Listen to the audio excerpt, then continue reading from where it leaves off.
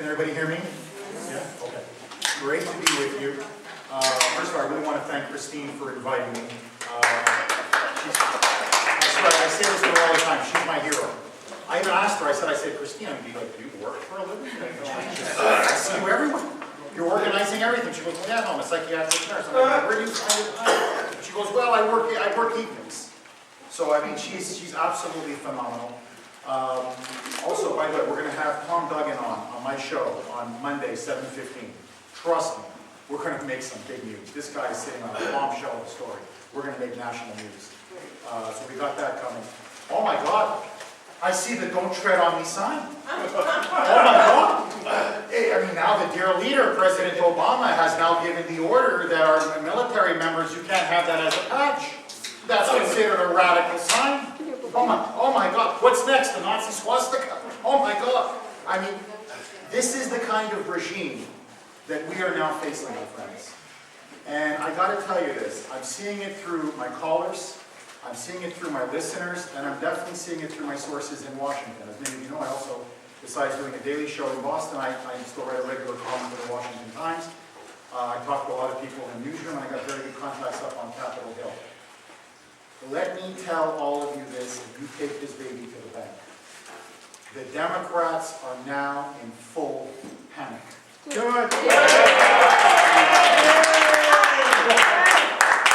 I've said it on my show and I'll say it again. The fatal mistake that the Democrats made was implementing and enacting Obamacare. It is now crumbling around them. The president has lied. He lied to the American people for over 3.5 years. Right. He knew you couldn't keep your doctor. He knew you couldn't keep your health care plan. He knew perfectly well that this was going to decimate the private insurance market and that up to 92 million Americans are either going to have to change or lose their health insurance. This is going to be, I believe, the greatest fiasco in modern American history. And the Democrats are now sensing a massive backlash, a massive tidal wave. Good. Yay. And so now they don't know what to do because it's got Obama's name on it. He pushed it. He supported it. He rammed it through Congress, and now he owns it. And so the beginning of the end, I believe, and this is what people even in Democratic circles are telling me, is when Clinton, when Bubba, came out and gave an interview where he does his little, oh, I love Obamacare, I think it's a very good thing, I think it's passed, it's wonderful, good for the country, but you know, the president's got to honor his commitment. He's got to honor his commitment. He said you can keep your plan, you got to keep your plan. What he did by doing that is he effectively, this is what the White House's term, not mine, stabbed us in the back. He basically knifed Obama in the back. Why? Because he knows perfectly well, if the president keeps his promise that somehow you'll like your health care plan, you can keep your health care plan, it's going to effectively gut Obamacare. Because the entire premise, it's a Ponzi scheme, the entire premise of Obamacare is to get young people, to get healthy people, to get people who buy insurance, to give up their plan and either pay much higher premiums on a new plan or force them into the Obamacare exchanges. Right. If they keep their plan, it's financially unsustainable. The whole thing comes crashing down. So when Bubba did that to him, he basically gave a signal to the Democrats, you can now run for the exits. And what he also said very clearly is, and my wife, when she runs in 2016, is going to run against Obamacare. We're already distancing ourselves from it. So now you have the united front of the Democrats literally cracking. And you're now witnessing something I have never seen in modern American political history. Clinton was damaged by the Monica Lewinsky scandal. That's a personal political scandal. Right. Nixon was brought down by Watergate. What we're now seeing is the implosion of a presidency based on his signature law. His signature achievement is collapsing, and it's bringing him and the entire liberal regime down with it. Good. And they are in a panic. Even journalists, mainstream journalists, who have been supporting this guy and in the tank for this guy for 5 years, are saying, Jeff, I mean, they're on the phone, really, I've never seen one of this. He got a cardiac arrest. They're like, no, you don't understand. We're looking at these poll numbers. This is a meltdown. This is the Titanic. And not only is Obama going to go down, this is going to bring Hillary down, and their words, not mine, it's going to bring liberalism underground. In other words, it's going to bury liberalism. Collapse it. Exactly. It's going to collapse it. This is liberalism's Vietnam. This is liberalism's domestic Vietnam. It's going to bleed it, it's going to hemorrhage it, it's going to discredit it, and eventually it's going to destroy the entire establishment. Now, this is, I believe, where we come in. Because what has been one of the seminal pillars of the Tea Party movement? What have we been warning Americans? In fact, what almost gave birth to us? It wasn't just the skyrocketing deficits, which are going to bankrupt this country. It was this blatant attempt to impose socialized medicine upon the American people and essentially create a European social democracy. To, as Obama put it himself, 5 days before the election, to, quote, fundamentally transform America. This was the centerpiece of his transformation. Right. This now having overreached, having overextended, with his presidency now collapsing, I believe that 2014 is going to be the year of the Tea Party. Yay! This is the year that we're going to come back. And I can tell you this, it's not just Democrats that are worried. It's establishment Republicans who are worried. The rhinos. Because now they see when Ted Cruz stood up in the Senate. Yes,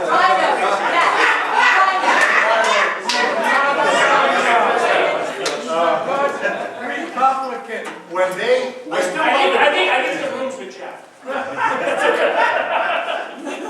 when Ted Cruz stood up in the Senate and gave a 20-hour speech on all of the evils and flaws in Obamacare, and you had the likes of John McCain, and you had the likes of John Boehner, and you had the likes of Kelly Ayotte, and you had the likes of all of these establishment Republicans basically wetting themselves in full panic. Oh my God, the American people never forgive us. Oh my God, we'll have a government shutdown. We can't have a government shutdown. Oh my God, all these federal bureaucrats actually doing something, actually staying at home, being more productive than they are in the workplace. Oh my God, we can't have that. So, what happened? Nothing. In fact, Ted Cruz was vindicated. Right. This is Obama. Look, let me tell you what Democratic strategists are telling me. Okay, this is not just Jeff Kuhner on the air. Obama is now in a fundamental conundrum. Here is his conundrum. You have to understand, this is almost Shakespearean. I almost laugh because this is such a debacle and such a fiasco. Now you have to think about it. You're the clear leader. You are the Messiah. You are the anointed one. You are the one that for 5 years, literally, relentless propaganda, smartest guy in the room, the most brilliant president we've ever had, historic presidency. This is the high watermark of liberalism. He can do no wrong. As he put it, he's going to literally prevent the sea levels from rising and give us peace on earth. Okay? That's what he's going to do. And now, he's wrapped his entire prestige, his aura, his authority around Obamacare. He's got two choices now. It's collapsing. It's like the ground is collapsing from underneath him. Here, today, another story. You can go like, this is like almost like shooting fish in a barrel. Now, remember to keep your doctor? Well, no. United Health Group, thousands of doctors have now been told, for elderly people, Medicare Advantage, you can no longer take care of elderly patients. So now you have countless seniors who have just lost their doctor. It just goes on and on and on. And by the way, I kid you not, this is the tip of the iceberg. This is the tip of the iceberg. We've just been talking about the individual health insurance market. That's 5%, it's a lot. It's 5% of the population. Come January 1st, this is what I've been telling my listeners. You read the law. Then they're going to change employer coverage. I don't know about you, I get my health care through my boss. Most Americans get their health care through their boss or through their employer. Now you're going to see tens and tens and tens. In fact, according to many healthcare experts, over 100 million Americans are going to get cancellation notices. You either got to get on the Obamacare exchanges, or you're going to be paying $300, $400, $500, $600, $700 more a month in higher premiums. These aren't just conservatives. These aren't just libertarians. It's going to be Democrats. It's going to be independents. It's going to be liberals. So this thing is going to wipe out the Democratic Party. All hell is going to break loose in January. Good. This is just the beginning. So now you're Obama. What do you do? Really think about it. What do you do? Now you have two options. There's only two. Either you grind it out and you push on, which I believe he will, the fanatic, the socialist fanatic that he is. Or you turn around and say, no mas, as Roberto Duran said, that famous fighting in Sugar Ray Leonard. No more. I throw in the towel. But what does that mean? If he pulls the plug on his own healthcare law, what does that mean? It means the Tea Party was right. It means, think about it, Ted Cruz was right. Right.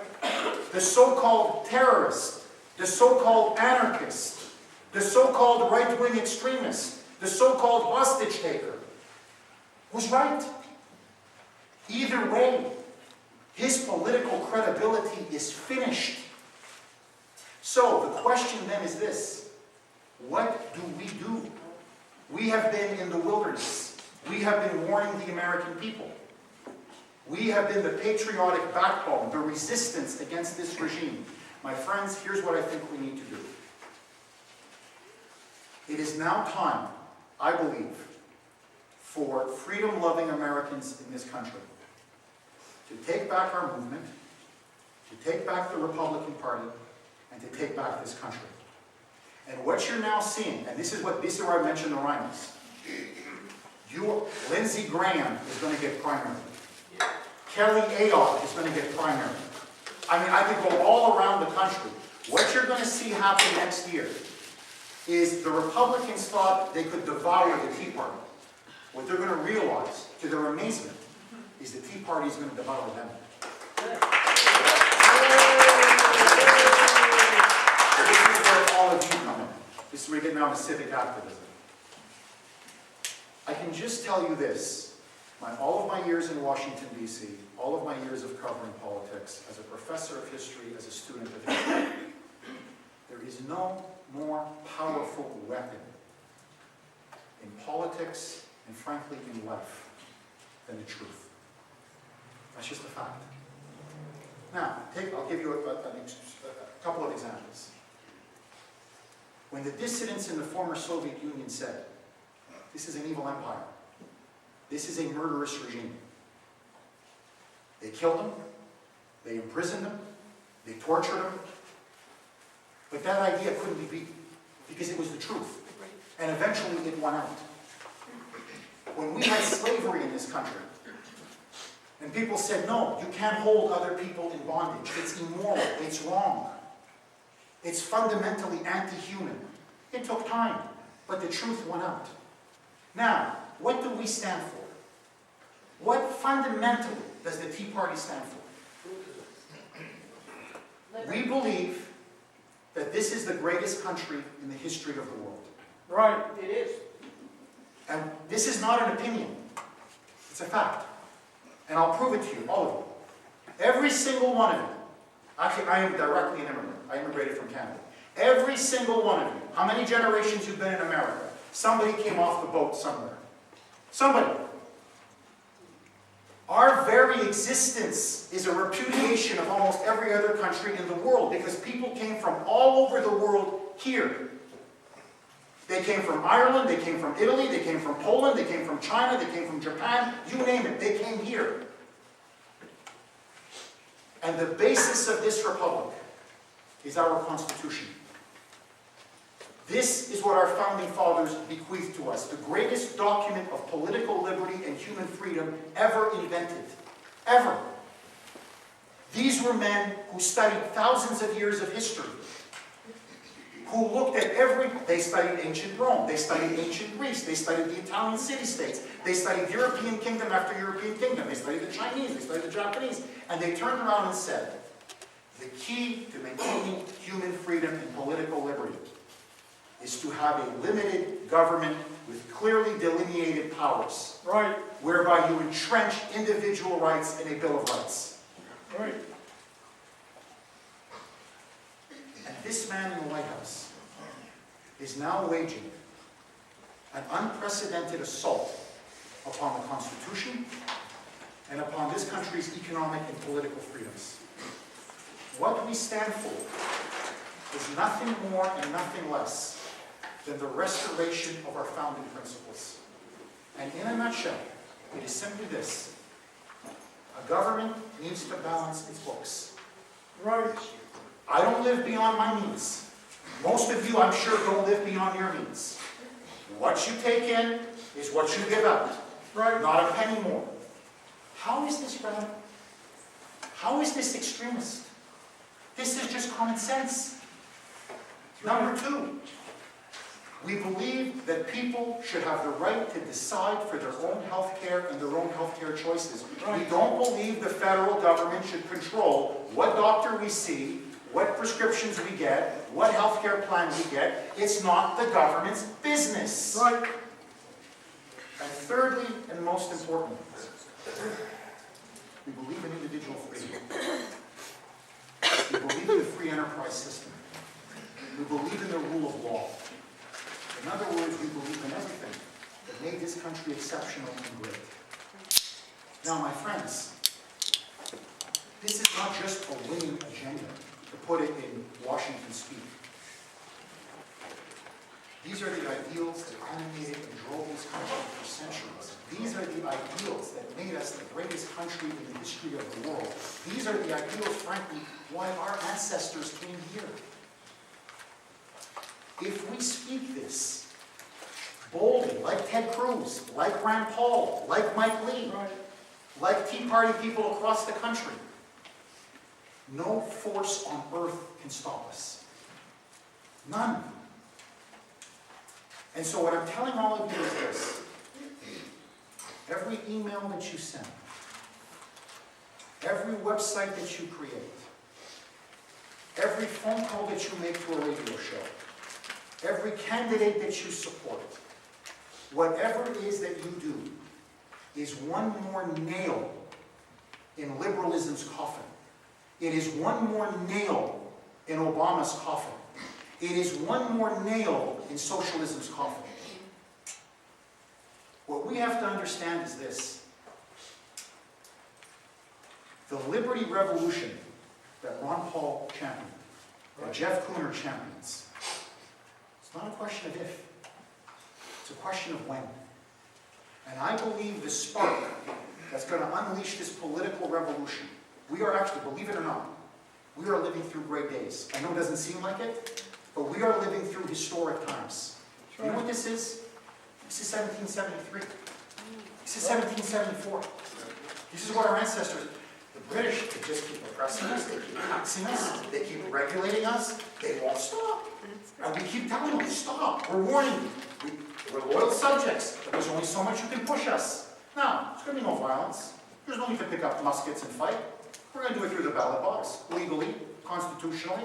Right. But the fact of the matter is, this regime and everything that it's based on is on its final legs. It is in its death throes. Good. And my friends, we are going to have to be there to pick up the pieces. We are the grown-ups in the room. Let me give you American politics, really, in a nutshell, and then I'll open it up for questions. We've had Republicans and Democrats, really for the last 20 years. You go back even further, but let's put 20 years. Who are like a bunch of overgrown adolescents. And they've had a big party in our house. They've had a big party. The teenagers have taken over. The cocaine, the booze, the women, the food, it was flowing, baby. And we've got now a $17 trillion debt. Right.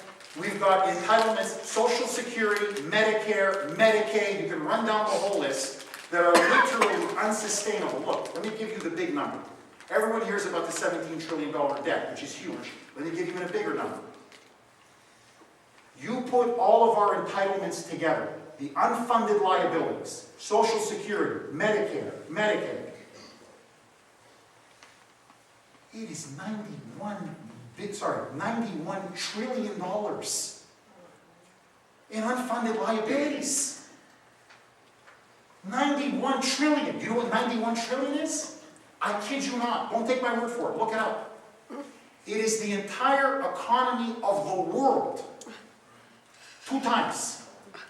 Twice. When we go broke, who's going to bail us out? We're not Greece. International Monetary Fund. World Bank. Who's going to bail us out? The Chinese can't. The Russians can't. The Europeans can't. So what I'm saying is this. This regime has to collapse. It's unsustainable.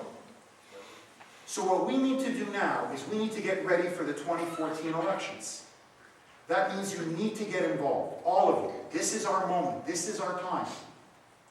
Run the best Tea Party candidate in your district.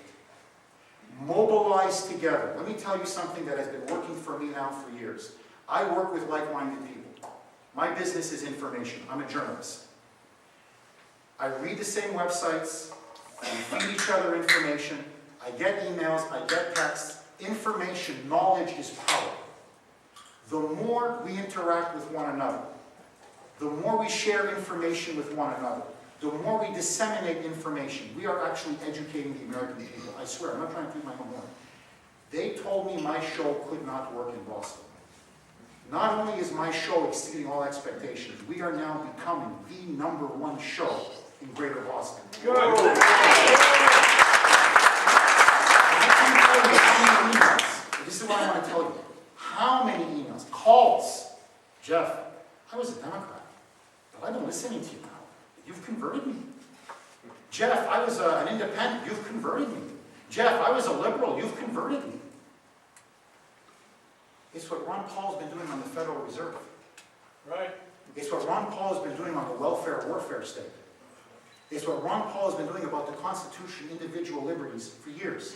People are coming around. We're not the past. You see, they want us to think our time is done. No. We're the future.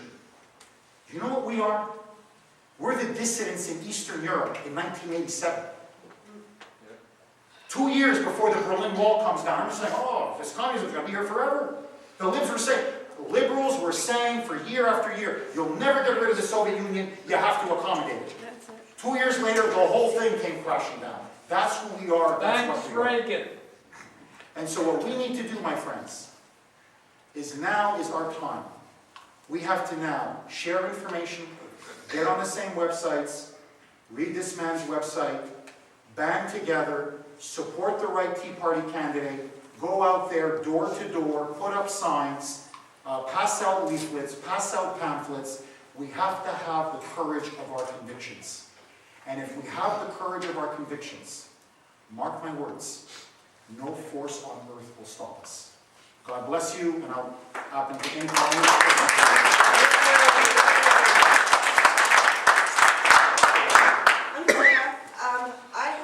It was Christmas for me this week as an old liberal friend called and said she wished she had voted for Obama.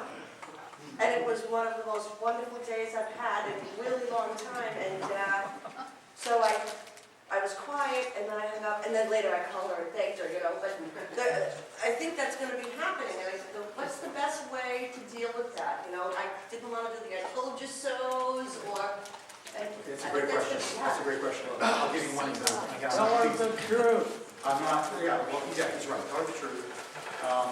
Please, I'm a very humble man. I believe it's a sin to be proud. I'm about Catholic. I'm not trying to spin my show. But on Thursday, I got a call from a guy. And he said, Jeff, you've converted. I've been liberal my whole life, and I've been listening to you. And one thing you never do is, you see, I told you so. You see, I told you so. There's no reason to humiliate the person. And let me give all of you a very small personal story, and I'll tell you how infectious this is going to become. Because people are going to come to our side just because of the aura and the glow that we give off. My parents came from Eastern Europe. They fled communism. My grandfather's family was practically wiped out.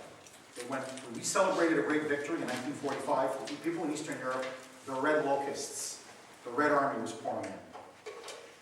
And they shot my grandfather's brother, they shot his sister, they killed his family members, and my parents spent 3 years in a concentration camp, as well as my grandparents. I had the opportunity in the late 80s to go back to, my parents are from Croatia, which is then the former Yugoslavia. And I sat down beside a man who was one of the leading intellectuals of the communist regime. But he had changed. He had changed. He had genuinely changed. And he walked up to me and had tears in his eyes. And he said, I want you to know, we killed millions. And I want you to know, your grandfather, we persecuted. We drove him out of the country. We took his farm. We took his land. We took everything. And he started crying. And he said, I want you to know, I'm really sorry. And his name was Jerry. And he goes, I want you to know, and he was railing against the regime. He was writing article after article after article after article. So his conversion was sincere. I grabbed his hand. I said, listen, Jerry, don't ever apologize to me again. You're not my brother. I forgive you. It's over. We have a common enemy. It's communism. Now, you and I, like brothers, let's bring this monstrosity down. Good. And you should have seen it. And that's what happened all across Eastern Europe. Many former communists said, oh my God, there's no recrimination, there's no bitterness, there's no hatred. I do that with people all the time because I used to be an Obama supporter. Great. Come on board. I love you. I welcome you. God bless you, brother. You've seen the light. I mean, and they're, yeah, okay. Because what are we going to do? Cry over spilled milk? What are we going to do? Have recriminations? I mean, the point is, we all make mistakes. They make mistakes.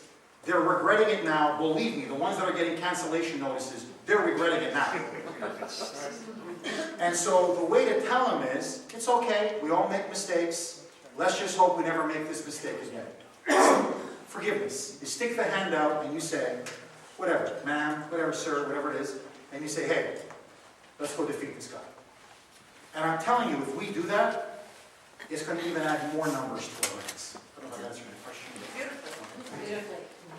Listen, Jeff, you're talking about Obamacare and what sad shape it's in. My concern is that the Republicans will help them dig him out of a hole.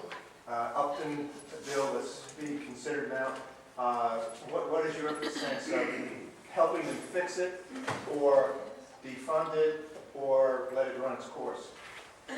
well, my position is, I agree with Ted Cruz completely. We should have defunded it, starved the beast, and then repealed it once you have the votes to repeal it. This is not fixable. You see, my point is, I understand everybody's afraid, oh, are they going to snatch victory from the jaws of defeat? It's unfixable.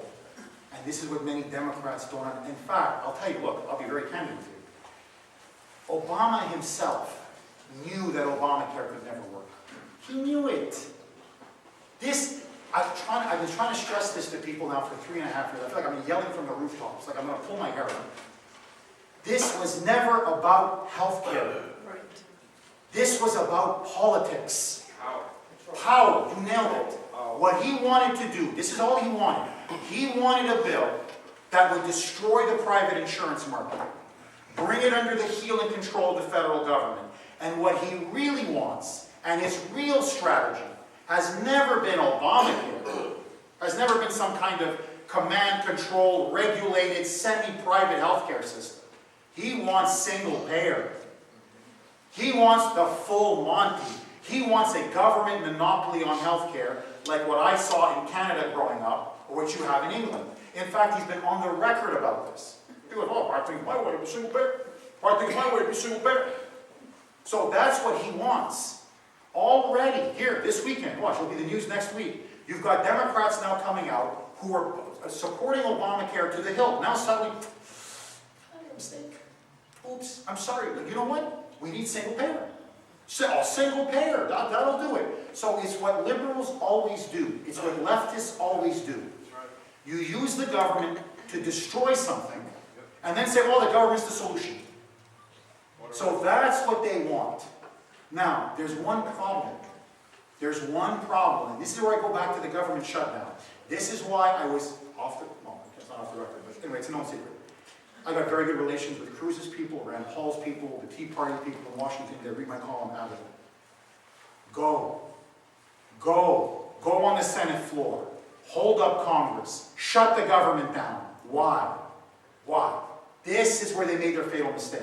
This is where the rhinos, to their eternal shame, will never be able to live this down. What do we all remember from the government shutdown? It doesn't matter, right, left, center, moderate, Republican, Democrat, it doesn't matter. Ted Cruz. Ted Cruz saying it's a disaster. Ted Cruz saying you're going to lose your job, you're going to lose your hours, you're going to lose your health care. That is seared in the public's mind. So, they can't blame Republicans for this one. The only one they can blame is Obama and the Democrats, and this is the problem. Okay, this is Obama's problem. This is why single payer is not going to fly. Credibility. It's like virginity. Either you have it, or you don't. And once you lose it, it's gone. I mean, I'm sorry, I know there's operations now, it's a big thing now, surgery. No, I say it's gone. It's just gone. So the problem is, this is not really, this is what the White House is in panic about. Nobody believes anything this guy says. Right. And the public doesn't believe him. So he's going to turn around and say, oh, I want single payer. Too bad. Too bad. So what I'm trying to say is, hold on, I'll get you. So what I think the Republicans should do is this. First of all, anything you do will not fix it. It's unfixable. So if I was the Republican, and they're going to do this, they're going to have no choice because we're going to force them to do it. Good. 2014 is a referendum on Obamacare. Right. It's the only issue, which is really a referendum on Obama. Very simple. You want it or you repeal it. Take your pick. Repeal it. And I'm telling you, we're going to have 70 to 75% of the American people saying repeal. It's the message that's going to carry the Tea Party. We're going to win almost every primary. We're going to win almost every. Look, Mary Landrieu is going to lose. Mark Pryor is going to lose. Kay Hagan in North Carolina is going to lose. Mark Udall in Colorado is going to lose. Look, they had a meeting last week, just to show you how bad it was. This is the President of the United States sitting in a room with 15 Democratic senators. They were yelling at him. They weren't vocal. They weren't just angry. They were yelling at him. You're going to cost me my seat. You're going to cost me my job. You're going to cost us our majority. You're going to cost us everything. They read him the riot act. They took him to the carpet. Because they read the polls. They're going to get, this is a, look, the Democrats are telling me this is the word that they're using. Tsunami. Not a tidal wave. Not an earthquake. A tsunami. Good.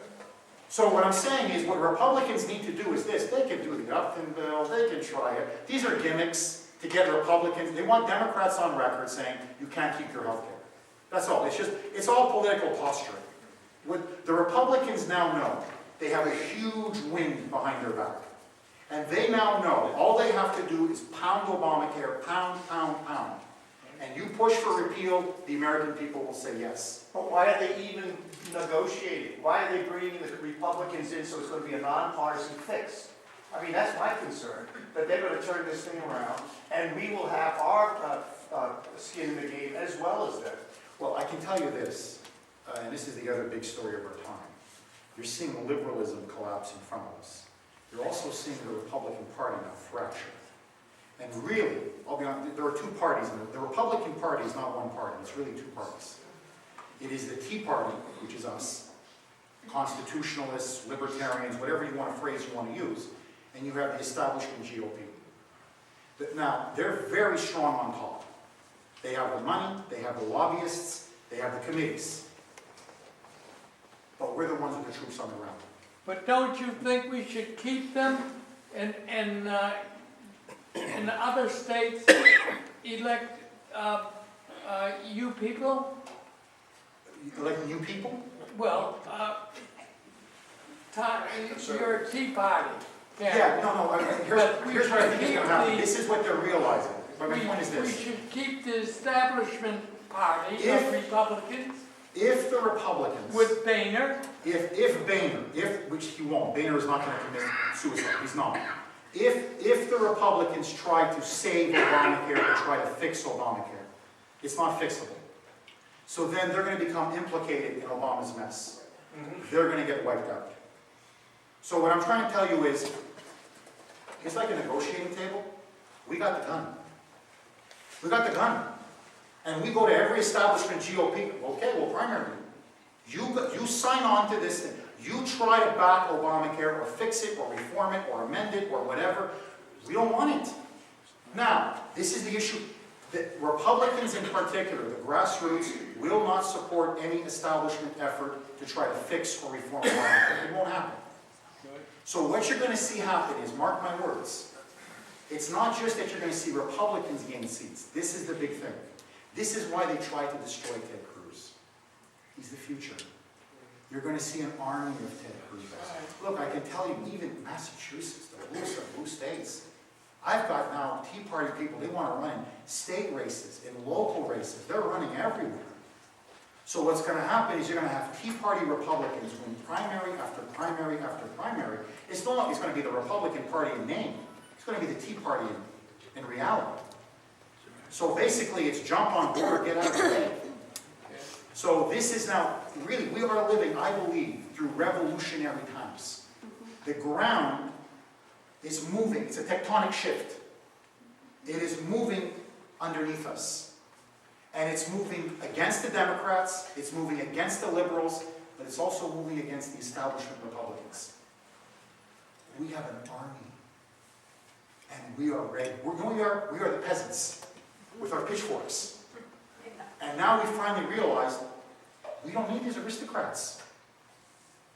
We work the land. The sweat off our brow is what pays the taxes.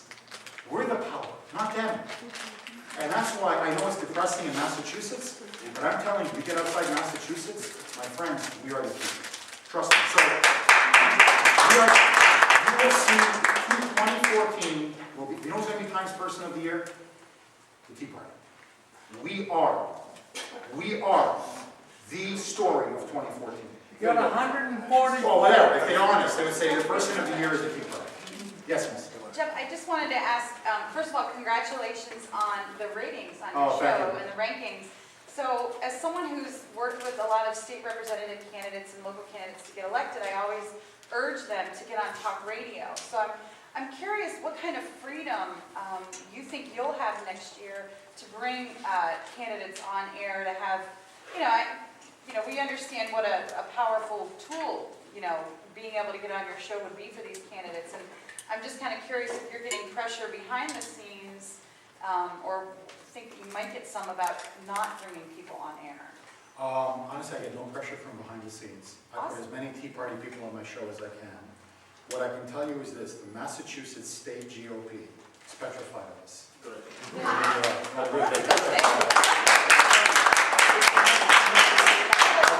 tell you who's in my crosshair. I'll tell you, I'm going to bring him down. It's Brad Jones. And so you are going to see the Sean O'Connells, you're going to see the Jeff Deals.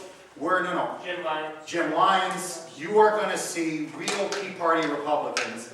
I'm not saying we're going to take over the state. This is still Massachusetts. We have a lot of work to do. But what I want is we're going to take over the Republican Party. And there's an old saying, even if you're in opposition, it's better to have a good opposition than to have a weak opposition. Right.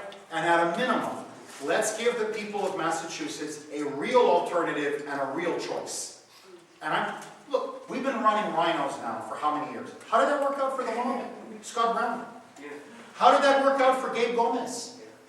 I mean, you could, how did that work? Richard Tessay. I want you to think about this. Richard Tessay. Okay, Richard Tessay goes up against, it's an expression, people say a crook, the politician's a crook. No, a real crook. An actual crook, John Cummings. A crook. They were stealing money from their brother-in-law's casino and funneling it and not paying taxes. He's a crook. He's a crook. He sends his wife, he should have gone to prison. He sends his wife to prison on his behalf.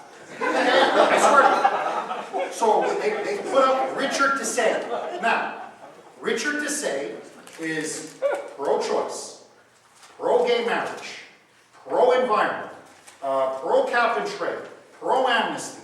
I mean, run right down the line. He's a Democrat. He just has an arm beside his name, okay? The only thing Richard Tessay says is, I'm looking around Lynn, and I'm seeing boarded up shops everywhere. Maybe we should encourage business, the private sector, maybe cut some taxes, cut some regulations. Somebody's got to pay for this big welfare state. That's it. That's Richard Tessay. On top of it all, I swear to you, he's gay. He's openly gay. Okay? So I don't know how much more of a rhino you could be than Richard Tessay. We'll put up someone. And he still lost to John Tierney. So my point is, we've been running, it keeps telling Jeff, half a loaf, Jeff. He wasn't even here when he heard my voice. You know, Jeff.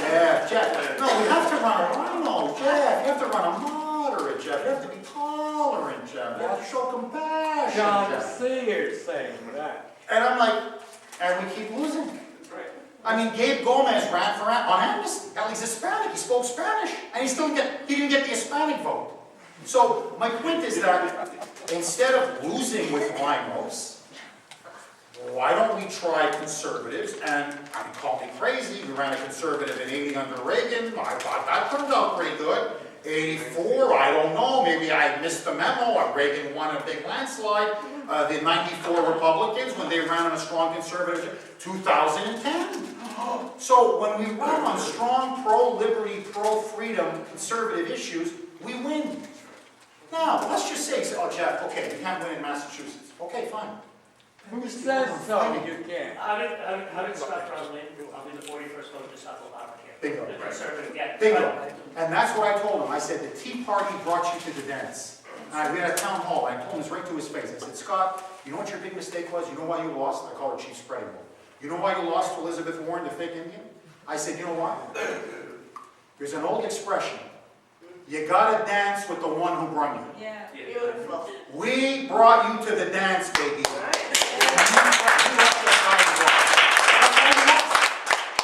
So what I'm saying is, let's just, worst case, okay, Jeff, we lose. But at least, even if you lose, you'll lose going down fighting. We go won't down on lose principle. if we And- put up a Look, war how many elections did he hero. lose? A war hero. And now, everybody's coming around with his ideas. Okay. So my point is, you lose Get up 1, there 2, and 3 say it. elections, but people say, hey, you know what? Taxes, high taxes don't work. No, it's true. There's so much welfare corruption and fraud. No, it's true. This is unsustainable. No, it's true. It's punishing achievement. No, it's true. And then suddenly go, you know what? They're not, I'm going to vote for them. I'm going to get, in other words, I said this to people before. If I walk up to you and say, you have one choice, right? One candidate. You vote one time in one election. I'll say to that drink. You want a Bud or a Bud Light? You got one drink. You want a Miller or a Miller Light? I said, I only have one drink. What the hell? Give me a Bud. That's why the Democrats always win. Notice they never run on a Democrat-like platform. Did you see Markey? I call him Markey. You know, I want to suck your mom. I want to take your blah. So there's Markula, the vampire. If somebody's in Maryland that finally found his way to Malden, I don't know how he did with a GPS system, he finds his way back to Malden. This is what he says the whole campaign. The whole campaign. I will never let you down. I will never betray my principles. And man, say what you want about these left-wingers, they don't back down. We're running Republican light. Election after election after election. And then we say, oh, well, we give them a choice between a real liberal, a Bud, but we don't give them a Miller. We give them a Miller Light. And they keep rejecting the light beer. Well, yeah, that's the point. Don't, a Bud, counter with a Miller, or whatever, a Coors, or take your analogy. And I'm saying, that's a better beer. A Sam Adams. I'm a Sam Adams. Sam Adams. There, you want a Bud? I'll give you Sam. Oh, Sam Adams. Good. So my point is that the rhinos, they've had their time, they had their chance, and they blew it. You know what? Let us go to battle. I think we'll do a better job. That's just me. Yes, sir. All right. So I agree with your principles. I share your passion. Thank you for all that. What's kind of disappointing though is that there's nothing about reaching out to the student groups. Why am I the only 20-something in this room?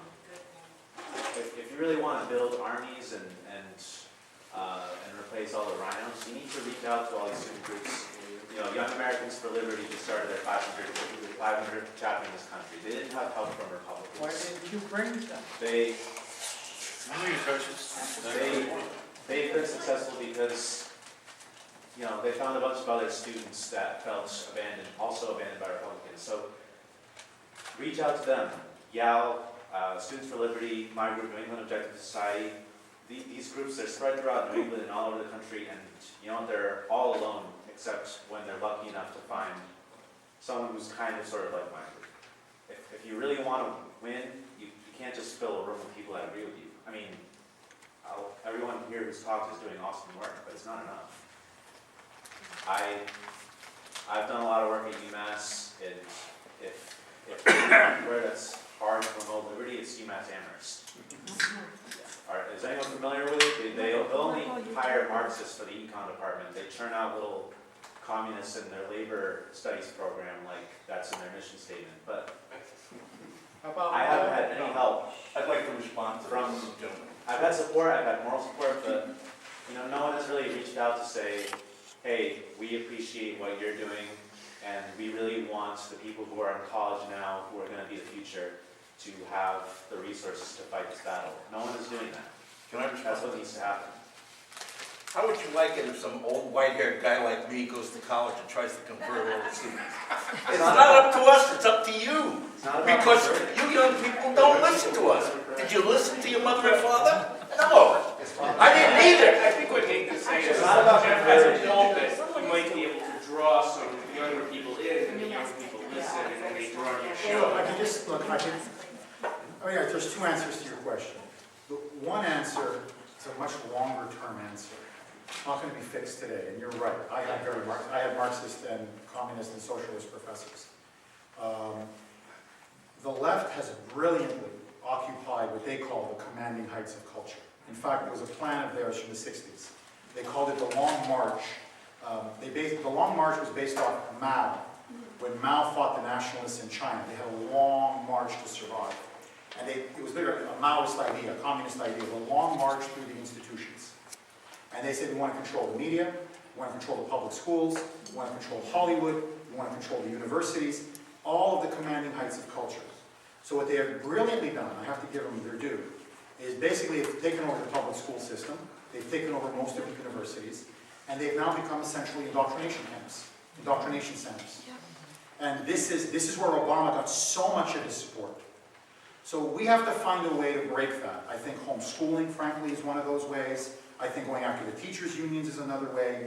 I think creating different universities and campuses.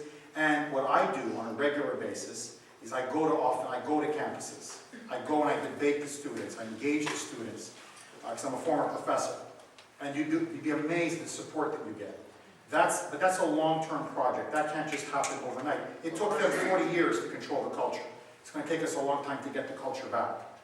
On a short-term basis, I have to say, I think this is where I think conservatives and Tea Party people have really failed.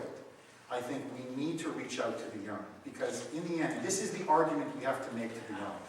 This is the argument. Right now, your child, you have a child that's born, has a $256,000 debt on their head. Now, you go to everybody, you go to a university and say, you got a $256,000 debt, how are you going to pay that off? That's what the federal government has done to you. The only way you can pay this off is through higher taxes. You're going to be basically paying. Look, there is to me nothing more immoral. If I want to go out and party, and I want to buy yachts, and I want to buy cars, and I want to buy mansions or whatever, and I rack up this ridiculous debt, that's fine. But don't saddle it on my Ashton and my Eva. It's wrong. It's immoral. You rack up your debts, you pay your debts.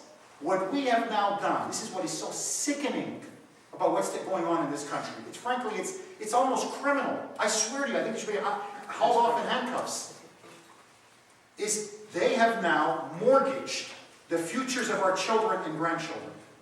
So to be honest with you, I'm not trying to be patronizing. I feel sorry for you. No, really, because I'll survive. No, honestly, most of the people will make it. I'll probably make it. Social Security is not going to be there for you. Medicare is not going to be there for you, but you're paying for it. Right. So in other words, it's really despicable. So they're going to be paying for something they're never going to get, and they're going to be saddled with all this debt. You're going to have very few job opportunities. I mean, you're already seeing a phenomenon of Americans looking for work in other countries. We're going to become like Greece. So what I'm going to tell the students is very simply, who gave the politicians the power to mortgage your future? Who gave them the power to put Lyndon that debt on your head? Johnson should have done cut surplus. And that argument, I gotta tell you, when I make that argument to young people, it resonates. Now, let me just show you one example. We had our 1-year anniversary party, okay, for the Kuhner show. It was 1 year on the last week. And it was, I mean, it was packed. We went to a restaurant up in Saugus. It was packed. But let me tell you what shocked everybody. Everybody, the guys at the studio, they're all like, oh, it's gonna be like, you know, senior citizens on. You know, it's gonna be like Granny, we're gonna be great. It was young people. There were some 40, 50, 20s, 30s, 13-year-old, 14-year-old, 15-year-old. What the message of freedom and liberty is so innate to human nature. It's so appealing to human nature that we can attract so many people. The problem is we've abandoned the youth. We've abandoned college campuses. So one of the things that I always do is I make a concerted effort to go and speak on campus. I even speak to high school students. I do that all the time. And it works. If more of us did that, especially if more talking heads, conservative commentators, how many people he's converted? What did he do? He went campus after campus after campus. And now he's got shock troops, libertarian shock troops. So I'm not willing to throw in the towel. But what I'm saying is, if we make the effort, I think we can pay it off. But this is the thing. Going broke. We're going to manage. I'm telling you, 45, we'll manage. That guy, those young kids, it's going to be on their head. It's going to be on their head. You tell that to them, and finally, ding, the light bulb's going to go off. Yes, sir. I live in Hudson, and I'm a member of the Republican Hudson Town Committee. And we recently went to the high school, actually last year, and did a presentation on what is a Republican to the high school students. Again, trying to inform them. And one of the things we talked about was Mayor Bloomberg's, well, his ban on 16-ounce sodas. And one of us said to the kids, how do you like that? How do you like a mayor telling you what size drink you can drink? There was a few that said, I like it. It floored me. It floored me. These are 15, 14-year-old kids. It just floored me. I couldn't understand it. Well, listen, I got to tell you this. I'm not surprised, and I'll tell you why. As a student of history, this is very important for people to understand. You really have to understand this. Even under communism, even after communism, 25% of the population, members of my own family, when I go back to the old country, my parents were born there, I was never born there, but I go back. I have members of my own family who go, oh, it was better under communism. They were murdering people. How could it have been better? My point is, you're always going to have 20 to 25% of the population who want the government to run their lives, who want to be coddled, who cherish and want security. They want handouts. They want somebody to lead them like sheep. That's always going to be that. To me, you're never going to win those people over. What you are going to win is, I believe, most of the people in this country who I believe in their heart value freedom and want freedom. And that to me has been the lesson of history. So yeah, you will always have a few students. I mean, just, you get them in every society. Yeah, I want a handout. Yeah, I don't know what's good for me. I can't, God forbid I should drink 17 ounces. Ooh, I can't control my own health. So you're always going to have that. Remember this about the American Revolution. The American Revolution. I always taught this to my students. It's 1/3, 1/3, 1/3. Never forget that. 1/3 of the colonists fought. 1/3 of the colonists were loyalists. 1/3. 1/3 were saying, you want to send in troops into our house? No problem. No taxation without representation? No problem. We're subjects. We're not citizens. The third in the middle was the third that agreed with the colonists, but didn't want to pick up a gun. But my point is, even the American Revolution, you had a third that opposed the revolution. So you're always going to have that 25, 30%. To me, what I'm saying is, we've got, I believe now, we have 70%. That to me that's the pie. And if we go for that, that's an overwhelming majority. My friends, that's history. Yes, sir. So, Rep. Mark Lombardo, did I say his name right? Yep. He said something to the effect of, you have to show, you have to lead the way, in other words, how you're going to go about the change and everything like that. He also, mentioned that, divisive literature and stuff like that, don't believe the liberal bias and everything like that, those are like deflammatory, like you said, that third in the middle, they're going to turn off any messages that, talk about socialism, they talk about liberal bias and all this other stuff.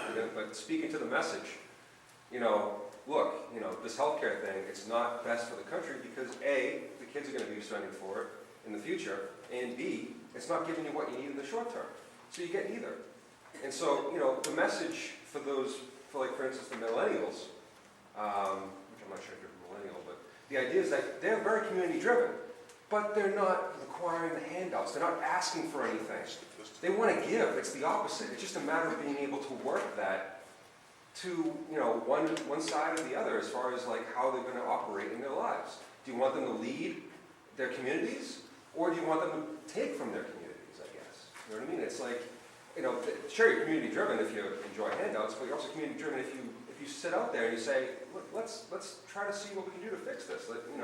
We get some farms in the community. Let's see what we can do to work with them. Get them going so we can have food that's healthy and everything like that. And their mentality is more in a direction which is community minded, but it's actually leading the community. It's not not helping the community at all. Well, look, I can just tell you this, as a former university professor, this is at McGill, up in what they call the Harvard of North, up in Canada. I have a lot of American students. In fact, it's a great way to get a very good education. You don't pay the Ivy League prices. I'll tell you what surprised me the most. How cynical, how alienated, how embittered they feel towards their elites and towards the establishment. What I'm saying is that they know they're being shafted. Now, they can't quite express it. They just know it. When you feel something but you just can't quite articulate it? That's how they feel. They know they're being led astray. They know they're being fed propaganda. They know they're being fed lies. And that's why they're thirsting for a new alternative. It's like, literally, they're like in the desert.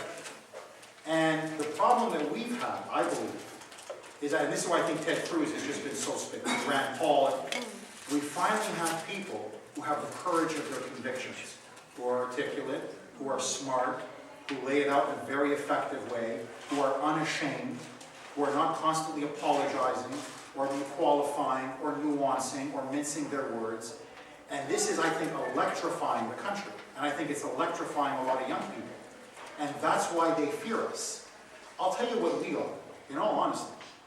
We are the direct descendants of the Patriots. We're the one-third. Now, we have to pick up guns, it's not the British, but we are the one-third. We are the resistance. And the other third is looking to us. And the more convincing we are, and the more passionate we are, and the more articulate we are, there's nothing that's going to stop us. This regime... The less divisive we are. Yeah, well, I got to tell you, I'll be honest with you, they don't believe the media as well. They don't. But they don't think it's liberal. Do what? But they don't think it's liberal. Yeah, they don't believe either, but they don't believe. Yeah, exactly. You see, so what we're doing is, they keep saying, oh, it's divisive, it's divisive, it's divisive. What's divisive is, I'll tell you the truth, if you go blank you. It's divisive if you openly mock somebody. That to me is divisive. But when you say, no, you don't realize this. You think it's objective, it's not objective. They're giving you a left-wing spin. Oh, really? Yes, and let me give you the alternative. You see, what's happening now, this is what we own. We own this as Tea Party people. We don't even realize this. The whole internet news subculture, the new media, is dominated by our side. Talk radio is dominated by our side. So what the liberals now have is they have the dinosaurs. Print media. I mean, no offense, Tom. I'm a newspaper man myself. Even the Washington Times, all of our stuff is now online. I mean, we print a newspaper, but circulation is down to everybody. So the old print media is dying. Frankly, cable news. Here, look, Fox is the biggest, right, of the three. How many people watch Fox? Let me ask people in the room. Just to see. How many people you think in the United States watch Fox? Give me a number. 1/3. Go ahead, give me a number. 1/3. I think it's 4 million. Like, do you think 100 million? It's like 4 or 5 million a night. 5 million. 5 million in a country of 313 million. See, we're news junkies, right? We're informed, we're citizens. That's why we watch.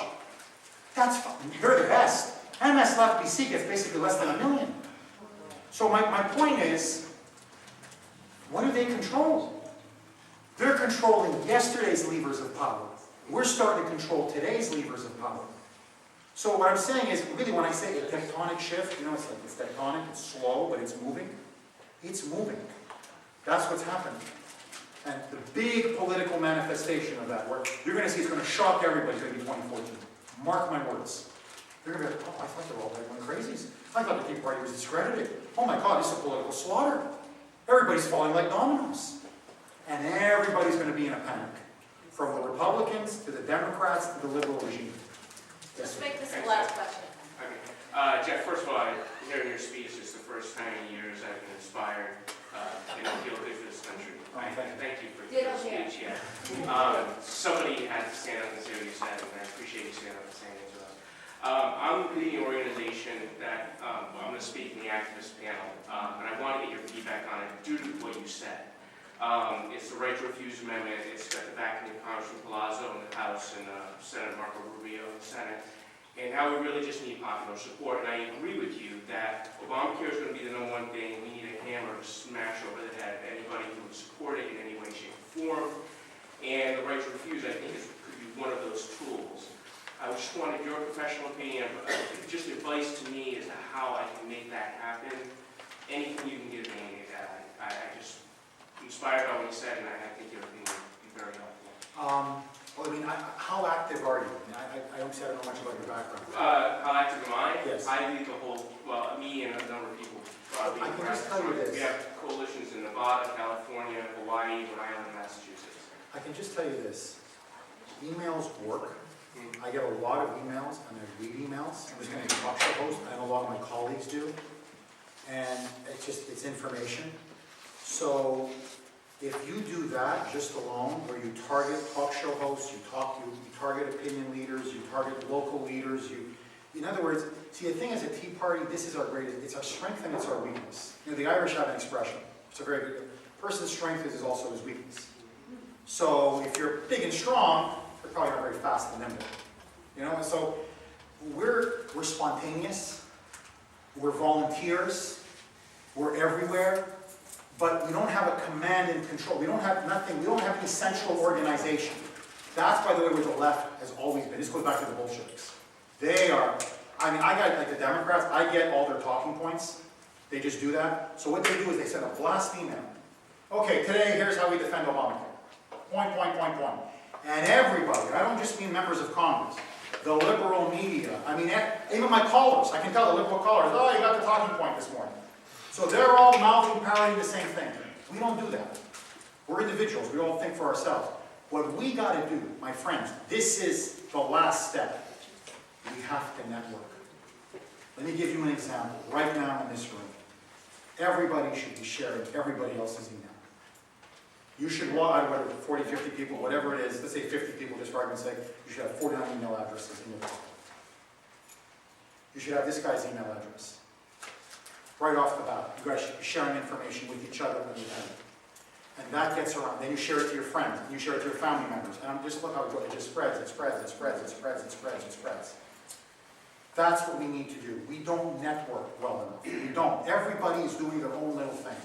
The Massachusetts Tea Party is doing its thing. The Nevada Tea Party is doing its thing. The Iowa Tea Party is doing its thing. Even within Massachusetts, you have factions. I mean, it's just unbelievable.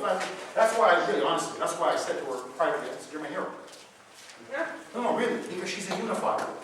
She's the one that's bringing all these people together. Not being, right? The lead My Tea position's Party. up in January. Oh, so lead is president. No, you gotta stay. You have to stay. You really have to stay. Go on. It's an order. So yeah, so what we have to do is network. Now let me just give you an example, okay? Here, let's just do this. If you have a pen and paper, I'm sorry, I don't have any business cards. Let me give you my email address. We have it. Oh, you have it? Yeah. Kuhner report, sorry, Kuhner report at WRKO. They should all have it. Okay, do me a favor. Today, tomorrow, whenever you have free time, email me there, and just in the subject header, just say Tea Party. Okay, just say Tea Party. I'm going to take every single one of your emails, and I'm going to put it on my blast list. You're going to get my comments, you're going to get news updates, you're going to get everything. And then you can send it, whatever you want to do with it. My point is, now we're armed with information. I have your information, you have my information. And then if there's a story that you want me to talk about, you send it to my email. Believe me, I have Brittany, my full-time assistant. She prints it up for me, and I'll go through it. And now we're networking. Now, baby, we're clicking. We're reading each other, we're feeding each other, we're giving each other knowledge, information. Knowledge is power. And now we're all on the same page. Now, already, if we can just do this, believe me, that's a huge victory. You get your friends and family members. My friends, we have an army. Within 6 months, we will have an army. That's it. And then we say, hey, this person's running in this race. Let's help that person. Hey, that person's running in that race. Let's help that person. And then we start winning elections. Here, let me give you an example. Tank the gas tax. I've been driving this thing. Okay? And I really got to go because, sorry, I have another engagement. I got to drive. Anyways, my wife's waiting for me. She's going to drive you to another meeting. But I've been pushing this tank the gas tax. Why? The Massachusetts State Legislature, what I call Bacon Hill, the pork barrel guys up on Bacon Hill, have now passed a 3 cent per gallon gas tax. Now, you figure they have more than enough money for the roads. I pay a toll every day when I go into work on the Mass Pike. I pay $1.25 coming in, I pay $1.25 coming out. We already have some of the highest gas taxes in the country. No. They got to now whop us one more time, sock us one more time with a 3 cent per gallon tax increase. But here's the kicker. They know how unpopular it is. So you know what they did in the bill? They said automatic gas tax increases forever tied to inflation. So if inflation, which inflation is going to happen, because he's right, they're printing money, inflation is just a matter of time. Inflation goes up 5%, your gas taxes go up 5%. Inflation goes up 7%, your gas taxes go up 7%. So every year, your gas tax automatically, without a vote in the legislature, is going to go up. If there's deflation, your taxes don't go down. No. They stay the same. So basically, it's taxation without representation. It violates the most sacred principle of our republic. It's a war on the middle and working class. Now, if we get this petition on the ballot to repeal the gas tax, it will go down in flames. And it'll send a message to every politician on the state legislature in Beacon Hill. You cannot raise our taxes without getting a major tax revolt. But we need 100,000 signatures to get the petition on the ballot. Today, It's the 20th. This is the last weekend. This is the last weekend. I've had Jeff Deal on. I've had Jim Lyons on. I've had Sean O'Connell on. I've had Holly Robichaud on from the Boston Herald. She's really been spearheading this thing. Now, we're close, but we're not there. And you know why we're not there? Because people don't network. So many people, really, there was a gas tax increase? I didn't even know. Really, it's indexed to inflation? Oh my God, I didn't know that. So my point is, knowledge is power. If we had a better network in this state, we would have 100,000 signatures. We get 100,000 signatures, it goes on the ballot. It will go down. Now, what's going to be the story from that? The power of the Tea Party. A growing tax revolt. Even in the bluest of blue states, they say no to higher taxes. It'll be a national story. But the left hand is not talking to the right hand. So if we can do that, that's it. Share your emails, share information, share it to your friends. My friends, I'm telling you, there's an army of us out there. Somebody's listening to my show. Somebody. Those aren't made up ratings. So I have to go, but I just want to say this. And I really mean this from the bottom of my heart. I came to this country many years ago as an immigrant from Canada. It's the greatest country in the history of the world. I love its history. I love this country's constitution. I love everything about this country. And all of you have welcomed me. This country has welcomed me. But in particular, you, Middle America, the silent majority, Tea Party people. I come from very humble roots. My parents were peasants. Everything I got in my life, I worked for and I earned. And I really want you to know this. I know your struggles. I know your values. I know your interests. I know where you come from. God is my witness. I want to leave a better country for my boy and my girl. My Ashton, who I adopted from Minnesota, and my little Ava, who I adopted from Utah. My Ashton goes back literally to the 1820s, his family. He goes back 7, 8 generations. You have given me not only the phenomenal opportunity of being a journalist, a columnist, and a talk radio host, you've given me the 2 greatest gifts of my life, my children. This is what America has given to me. I want you to know from the bottom of my heart, I will always fight for you. I will never abandon you. I swear to you, I will always be your bulldozer. You have my word of honor on that. May God bless you. May God bless the greatest country in the history of the world. Thank you.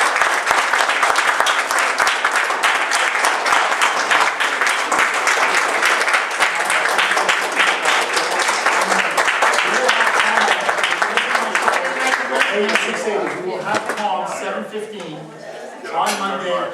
Please God, a bombshell. Trust me, this could be national. This.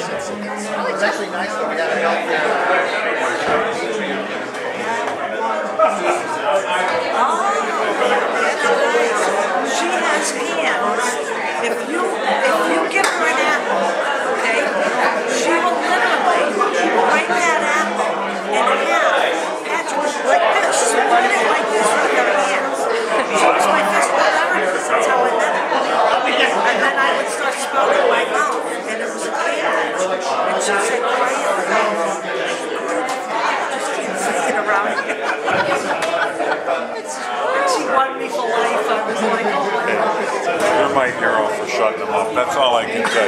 You're my hero. I went downstairs for a minute, but when I came back up, he was standing. He didn't do anything obnoxious, did he? After I left the room, that's what I was wondering.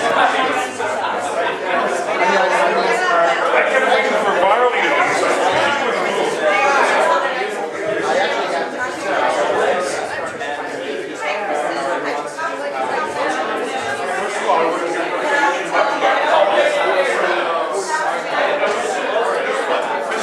Texting back and forth.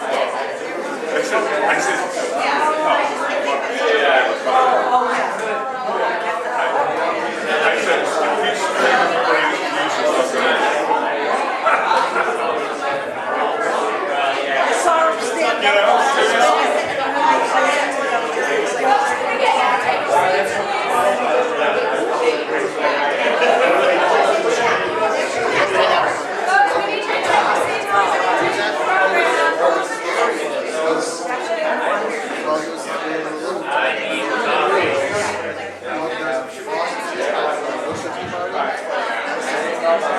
Aren't you like a favorite? Reading.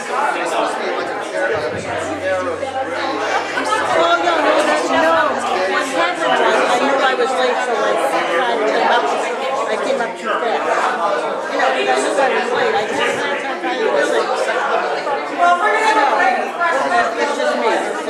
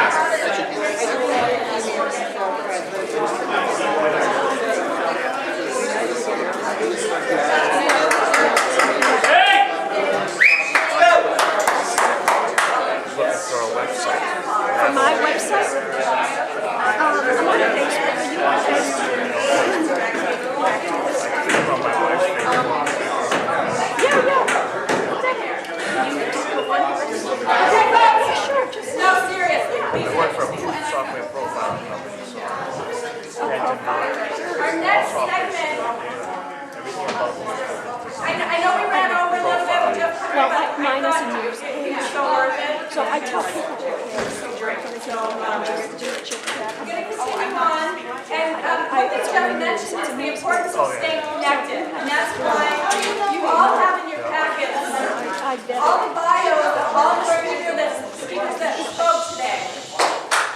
And what I'd like you to do when you go home is connect with all those people. I know some of you aren't necessarily active on Twitter and Facebook, but we're going to teach you how to do that today. It's really important because when we post something of importance, you can share that with all of your followers and your friends and connectors, and that's really important. And that's how we've been so successful as conservatives in getting that message out, regardless of whether the mainstream media reports those things. So that's what we'd like to continue to do. I'm going to pass around a clipboard with a spot for your email address and your Twitter handle if you have one. I will not share your email address with anybody without your permission. But if you would like for your email address to be shared with the people in this group today, just put a check mark or something to indicate that. But really, what we want to do is get people connected on Twitter. So, I can email you, all of you individually with each other's Twitter accounts too. That's another way to. And if you stay to my program, I'm going to walk you through a lot of steps. Okay. On Facebook, and networking on Facebook among folks like us in this room changes the dynamic all across the country. It is the most magnificent tool. Twitter is a different type of tool, but Facebook really, amongst our crowd, Absolutely. I see the bio, but I don't see the At the bottom of the bio. You know what? Yeah, some of them I included. No, I didn't put emails of the people here. Well, no, his is on there. I know his is on there. Okay. Now, part of the reason we've been so successful as conservatives in getting our message out is because of very awesome activists in the state, like the ones that you're going to hear from right now. This is our citizen activist panel. They all have different focuses, but what they're doing is very important. We have Stephanie Davis. Stephanie here? Oh. Stephanie is a Boston activist who launched Patriot Games Media in 2007 as a way to indulge her twin passions of politics and talk radio. She has conducted more than 200 broadcasts and interviewed dozens of public figures, including John Bolton, Grover Norquist, Margaret Anderson, and Scott Brown. Her project focuses on the Massachusetts political environment and its impact on the national debate. Claire Donovan of Quincy stumbled onto global smart meter development, and then the huge but covert DPU National Grid so-called smart pilot taking place in Worcester. As a member of HaltSmartMeters.org, she is striving to derail the Worcester pilot and raise awareness of smart meters. Imminent paradigm-altering $8 billion Commonwealth-wide deployment before our billions spent and there is no going back. Jim